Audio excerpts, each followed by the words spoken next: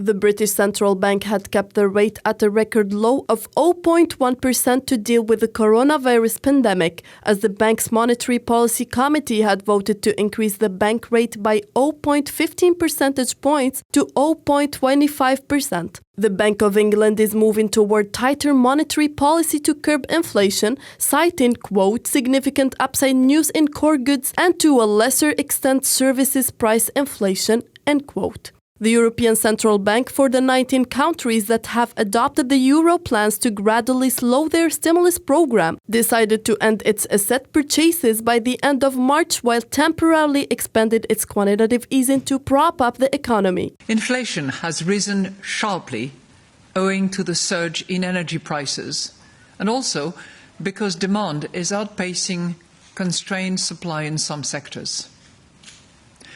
Inflation is expected to remain elevated in the near term, but should ease in the course of next year. The United States Federal Reserve said that it is withdrawing its quantitative easing program sooner than planned. Policymakers predict hikes in the benchmark short-term interest rate, which has been kept near zero. The economy have continued to contribute to elevated levels of inflation. In particular, bottlenecks and supply constraints are limiting how quickly production can respond to higher demand in the near term. These problems have been larger and longer lasting than anticipated, exacerbated by waves of the virus.